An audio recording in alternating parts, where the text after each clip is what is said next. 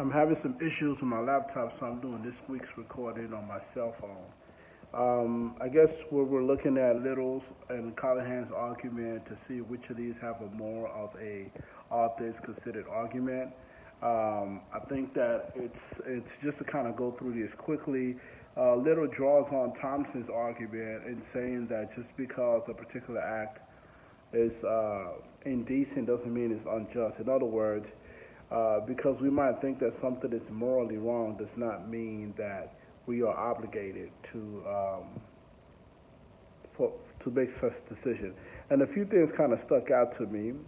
She kind of talked about how the burden that pregnancy places on a woman's body, physically, mentally, emotionally, dealing with the social changes that happens when you become a mother. For example, if you were to become a mother out of wedlock, how that would affect your family dynamics. If you were in maybe a relationship that's not so healthy because there's a kid involved, do you sacrifice your happiness for the stability of the kid? So it just kind of goes on. Another thing that kind of stood out as well, and this is an argument that Little makes, is that we should disentangle the morals of sex with that of abortion. And I do agree with that to a certain extent. I think that having sex without commitment, yes, we can argue whether that's morally correct or not. However, that really has little to do with the abortion argument because the abortion argument is not assuming or is not based on how the baby was conceived. It's just strictly telling you whether it's right or wrong. So I think that's a good example. And we do need to disentangle. We do need to disentangle both to kind of really make this decision. So in a way, to kind of look at Callahan's feminist argument, which is kind of something that I probably would assume to be the opposite of the argument that she makes, which is a very good argument.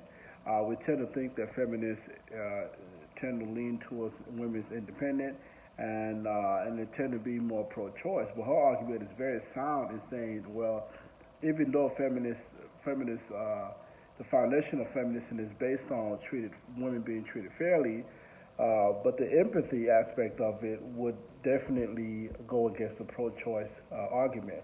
In other words, and then she kind of mentioned something that, again, I find interesting, the masculinization of sex. In other words, making sex a more casual thing leads to more infidelity, lack of commitment, divorce, irresponsibility, and obviously lack of respect and objectification of women, which is something that you might hear a feminist make an argument that a woman's body is hers, she chooses to do as she pleases. But I really think Callahan's argument when it comes to that is excellent.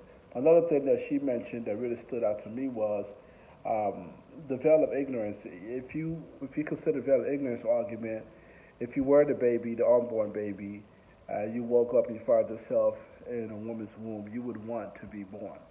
So it's a tough one because on one end, I guess I have to try to take away my bias or my personal perspective on this particular topic, and I would say that Little makes a more all things considered argument because she's not just basing this more so on just or whether something is right or wrong.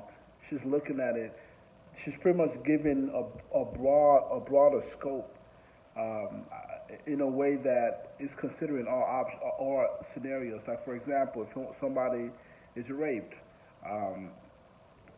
I wouldn't say. I guess Callahan's argument would still argue that the baby should still be born. So for all things considered, I would say Little's argument is a little bit more applicable to difficult situations. However, Callahan's argument is a very sound argument that's basically centered around feminism, which should encourage or discourage the pro-choice movement. So a really interesting read, really interesting.